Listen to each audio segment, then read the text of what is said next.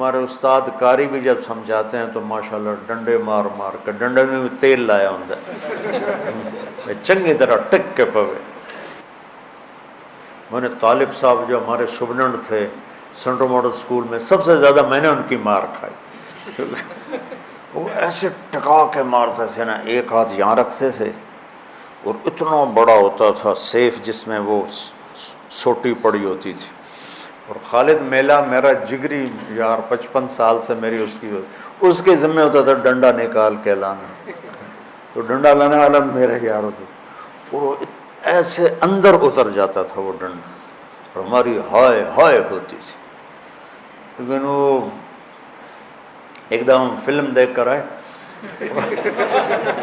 میں اور جاوید نذیر مرحوم فوت ہو گیا، تو وہ تھوڑا آگے تھا، وہ بھاگا بھاگا جا کے بستر پہ لیٹ گیا الٹا ہو کے کہ میں تو ستا پہ. میں تھوڑا پیچھے تھا تو میں برآمدے میں ہی پکڑا گیا، مجھے جم مارا. ابھی بیان کر کے مجھے ضربیں یاد آ رہی ہیں. جاوید نذیر بڑا خوش کہ طارق زمین نو لتر پہ گئے، میرا تو انہوں پتہ ہی نہیں لگا، اور این کر کے ستا پہ انہاں کہ آرام نالو تو رضائی لائٹ سوری دیا ٹھا.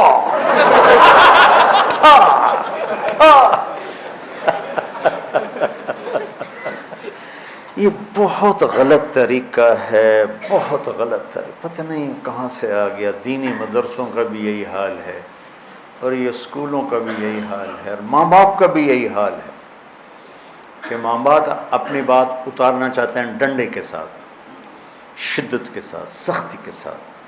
کئی دفعہ میرے پاس معصوم بچیاں بچے جو وہ میرے نمبر، میرا پرچہ اچھا نہیں ہوا، اب میرے نمبر تھوڑے آئیں گے، میرے ماں باپ مجھے بون ڈانٹیں گے، میں کیا کروں؟ میں نے کہا پتر میں کی کروں، کوئی دم درود پڑا، کوئی تو تعویذ دے ماں. وہ نادان ماں باپ ہیں جو بچوں کو کم نمبر آنے پہ ڈانٹتے ہیں. ان والدین نے اپنی سب سے قیمتی دولت برباد کر دی، اے پر، بی پر، سی پر. اس کو تعلیم تھوڑا ہی کہتے ہیں. تعلیم تو سمجھ کا نام ہے، رٹا لگا کے پڑھ لینے کا نام تو تعلیم نہیں ہے. ہمارا دوست تھا ان پڑھ، اور وہ بہت بڑا کاروباری، سمجھ کا تعلق پڑھائی سے نہیں.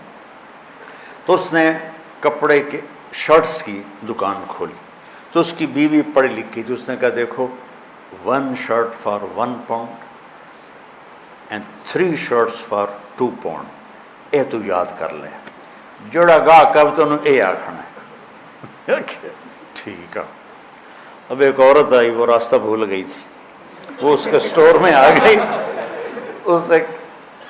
اس نے راستہ پوچھا کہ ایجیکس کا راستہ کدھر ہے؟ ان کا 1 shirt for 1 pound and 3 shirt for 2 pound. اس کو حیران ہو کے دیکھنے لگی. اس نے پھر اپنی بات دہرائی، اوپر کہنے لگا 1 shirt for 1 pound 3 shirt for 2 pound. وہ ہنستی باہر گئی، ایک بندرو لے کے آئی.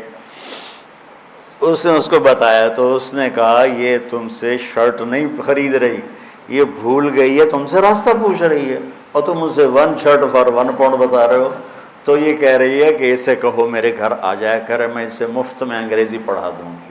تو ہمارے جو آج کل کے والدین ہیں نا، وہ ایسی تعلیم کے پیچھے ڈنڈے اٹھا کے کھڑے ہوئے ہیں کہ بس تیرا اتنے اے آنے چاہیے، اے آنا.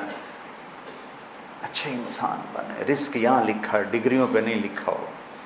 ہمارے والدین نے بچوں کو مریض بنا دیا، انہوں نے ڈپریشن میں کا شکار کر دیا، پریشر ڈال کے. ہمارے والدہ نے پڑھایا سے پر پریشر نہیں ڈالا، چونکہ ہم تو ہاسٹل میں رہتے تھے. ایک دفعہ گورنمنٹ کالج لاہور ماشاءاللہ میرے 1000 میں سے 90 نمبر آئے.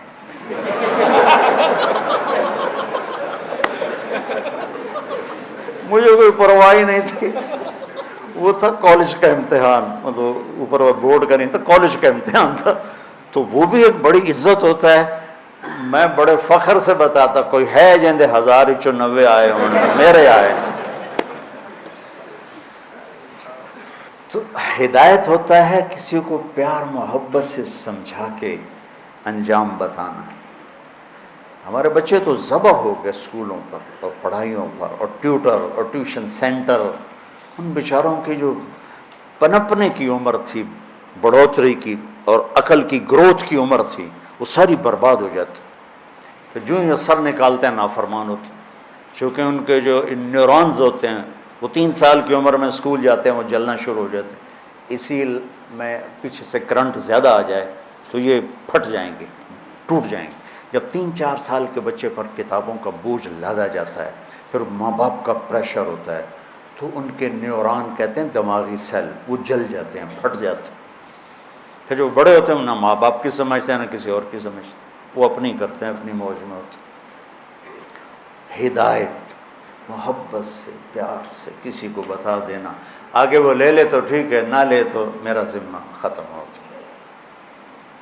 ھذا بلاغ للناس. یہ قرآن چونکہ عربوں پہ اترا ہے، ان کی زبان میں اترا ہے، ان کی معاشرت کو سامنے رکھ کے اترا ہے، تو ان کے اندر میں اتر گئی بات. ہدا سمندر میں پہاڑ کی اس چوٹی کو کہتے ہیں جو پانی سے باہر نکلی ہوئی ہو اور چمکدار ہو، سورج کی شعاعیں پڑنے سے چمکتی ہو. اس زمانے میں کمپیوٹر نہیں، مشین نہیں، بادبان کشتی ہیں. رات کو سفر کرتے تھے تاروں کو دیکھ کر، تاروں کی مدد سے سمت طے کرتے تھے، یہ مشرق ہے مغرب ہے. صحرا میں اب بھی آبادی ہے، سعودی کے، قطر کے. تو میں نے ایک بدو سے پوچھا جو صحرا میں رہتا ہے کہ تم لوگ تو ریت ہی ریت، راستہ کیسے پہچانتے؟ ویسے چلتے ہیں جیسے لکھا ہوتا ہے لاہور 90 کلومیٹر، اس طرح چلتے ہیں ریت. تو کہا ہم ستاروں کا علم جانتے ہیں، ہم ستاروں کو دیکھ کے چلتے ہیں. پر دن میں وہ اتنا ہمارے اندر ہوتا ہے کہ ہم اس کے مطابق چلتے رہتے ہیں. رات کو چلتے تھے ستاروں کو دیکھ کر، اور دن میں چلتے تھے ان روشن چوٹیوں کو دیکھ کر کہ یہ جگہ جگہ تھیں، اور انہوں نے ان کو متعین کیا تھا یہاں سے جدے مڑنا ہے، یہاں سے یمبو مڑنا ہے، یہاں سے عدن مڑنا ہے، یہاں سے عقبہ مڑنا ہے. تو وہ ان نشانیوں کو اگر کھو دیتے تھے تو بھٹک جاتے تھے. اور اس زمانے میں کوئی مواصلات نہیں تھے کہ بھئی ہم بھٹک گئے ہماری مدد کو پہنچو، ایسا تو پھر وہ کشتیاں برباد ہو جاتی تھیں. تو ہدا یہ زندگی کے سمندر میں وہ روشن چٹان ہے جو انسانی کشتیوں کو راستہ دکھاتی ہے کہ یہ روشن چٹان ہے اور یہ زندگی کا سمندر ہے، اور یہ طارق جمیل ایک کشتی ہے اور اس سے راستے کی تلاش ہے. تو اللہ کہتا ہے اس چٹان کو سامنے رکھ، یہاں سے تیرا راستہ دنیا کی عزتوں کو بھی جاتا ہے اور آگے جنت کو بھی جاتا ہے. وہ کیا ہے؟ یہ ہے وہ کتاب، ہدن للمتقین. سورہ فاتحہ میں ہم نے کہا یا اللہ ہمیں وہ چٹان دکھا. یہ عربوں کے معاشرت کے لحاظ سے ترجمہ کر رہا ہوں، ویسے تو ہدایت ہے سیدھے راستے کی رہنمائی فرمانا، پیار کے ساتھ، نرمی کے ساتھ. اوے نماز پڑھ، یہ بھی ہدایت کا راستہ. میرے بھائی آپ نماز ادا فرما لیں. تو یہ ہدایت، پہلی ہدایت نہیں، پہلا سوٹا ہے، دوسری ہدایت کا راستہ دکھانا ہے پیار محبت سے. تو وہ روشن چٹان جو انسانوں کو راستہ دکھاتی ہے، پانی کے سمندر میں اور منزل کا پتہ بتاتی ہے، زندگی کے سمندر میں انسانی کشتیوں کے لیے قرآن وہ چٹان ہے جو انہیں زندگی کا پتہ بتاتا ہے، آخرت کا پتہ بتاتا ہے اور صحیح منزل تک پہنچا دیتا ہے. جب اللہ نے ہم نے اللہ سے دعا مانگی یا اللہ میں ہدایت دے، تو اللہ نے ہماری دعا قبول کر کے فرمایا الف لام میم ذالک الکتاب لا ریب فیہ ھدی للمتقین. لوگ تم نے مجھ سے ہدایت مانگی تھی نا، تو لو یہ کتاب آ گئی، یہ ہدایت کا ذریعہ ہے، یہ ہدایت کا سامان اور سبب ہے. اور یہ ذالک الکتاب لا ریب فیہ میں ایسا دعویٰ ہے جو کائنات میں نہ کوئی کر سکتا ہے، نہ کرے گا، نہ کسی کے بس میں ہے سوائے اللہ کے. جو کچھ اس میں لکھا ہے اس میں کوئی شک نہیں. شک خود عربی زبان کا لفظ، ریب کا ترجمہ شک نہیں ہے. شک کسے کہتے ہیں کہ ایک آدمی وہاں وہ ملت روڈ پہ کھڑا ہے، اس کو پتہ ہی نہیں کہ مدرسہ حسنین کدھر ہے. تو کبھی ادھر دیکھتا ہے کبھی ادھر دیکھتا ہے، کبھی کہتا ہے یہ راستہ جاتا ہے، کبھی کہتا ہے یہ گلی جاتی ہے. اس کیفیت کو شک کہتے ہیں. اس میں یہ کیفیت شدید ہے. دوسرا لفظ ہے مریا، وہ بھی دماغی شک والی کیفیت ہوتی ہے، لیکن شک سے ذرا ہلکی ہوتی ہے کہ وہ اس کو تھوڑا گمان ہو جاتا ہے کہ یہ جو ڈبل روڈ جا رہا ہے نا، یہ جا رہا ہے مدرسہ حسنین کو، اور ہو سکتا ہے یہ بھی ہو، لیکن مجھے لگتا ہے یہ ہے. اس طرح ہو گیا، ایک طرف خیال واضح زیادہ ہو گیا. ٹھیک، اس کو کہتے ہیں مریا. ریب کسے کہتے ہیں کہ وہ یہاں گرین ٹاؤن چوک پر آتا ہے اور ایک سیکنڈ کے لیے کہتا ہے مدرسہ حسنین کدھر ہے. اب یہ کدھر ہے بھی پورا نہیں ہوا کہ اس کی نظر پڑ جاتی ہے ہمارے بورڈ پر مدرسہ حسنین، وہ کدھر، وہ یہ بھی زیادہ ہے، یہ بھی زیادہ ٹائم ہے. ایک لمحے کے تردد کو عربی میں ریب کہتے ہیں. ایک لمحے کی ابتدا میں تھوڑا تردد اور اسی لمحے کے آخر میں وہ تردد ختم ہو گیا، اسے عربی میں ریب کہتے ہیں. تو وہ شہنشاہ کہہ رہا ہے وہ میرے بیوقوف بندو، وہ میرے پیارے بندو. اللہ تعالیٰ لاڈ سے پکارتا ہے، کبھی ڈانٹ کے پکارتا ہے. وہ میرے بندو، میری کتاب میں تو ریب بھی نہیں ہے کہ ایک کھٹک ٹک ٹک بھی زیادہ ہے، اتنی دیر کا بھی کھٹکا نہیں ہے. تو مریا شک اس میں کہاں آئے گا؟ جو اتنی طاقتور کتاب ہو، تم اسے چھوڑ کے لوگوں کے پیچھے بھاگ رہے ہو، کتنے بے وقوف.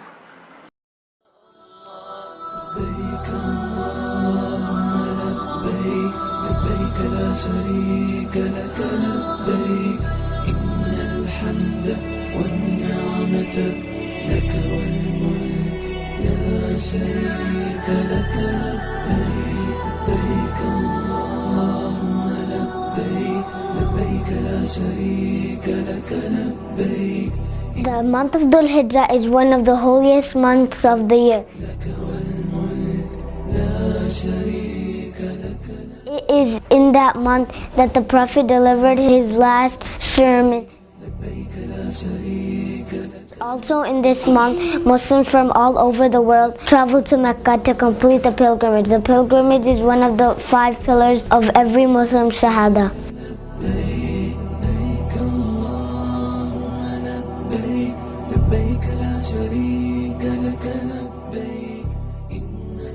There are 5 important days of Hajj. During these days, Muslims journey to important landmarks to perform acts of worship.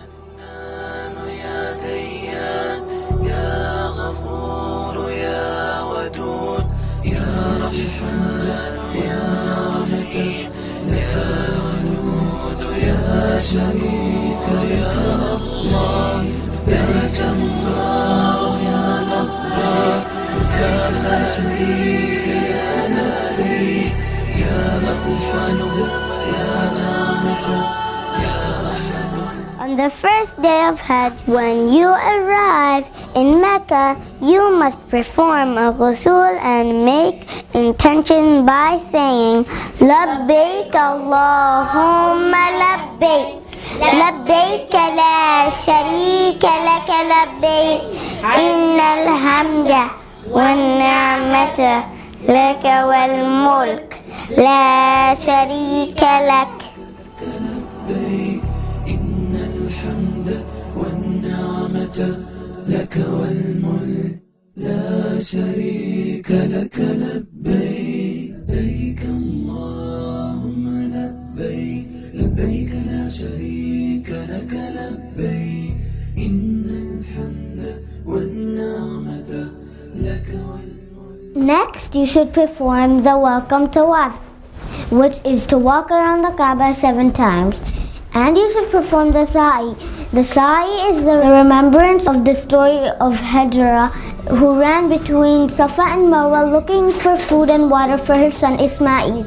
الحمد والنعمة لك والملك لا شريك لك لبيك لبيك اللهم لبيك لبيك لا شريك لك لبيك إن الحمد The day after the welcome tawaf, the pilgrims leave to go to Mina. They camp out and collect rocks to store at the Jamarat. They spend the day on Arafat, praying, making dua, and remembering Allah. والنعمة لك والملك لا شريك This day is the 9th day of the Hijjah, and Mount Arafat is where the Prophet Muhammad delivered his speech nearly 1430 years ago. الحمد والنعمة لك It's on this day that Muslims in other countries are celebrating Eid al-Adha. They also sacrifice lamb and distribute the meat to people who are in need.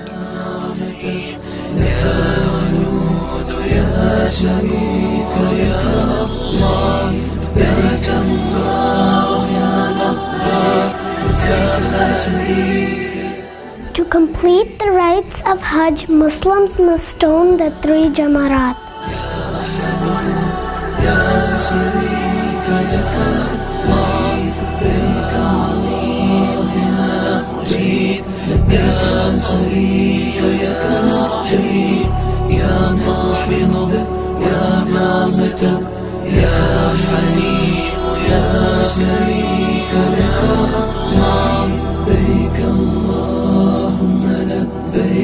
لبيك لا شريك لك لبيك إن الحمد والنعمة لك والملك. Before Muslims leave Mecca to go back home, they do a farewell tawaf around the Kaaba.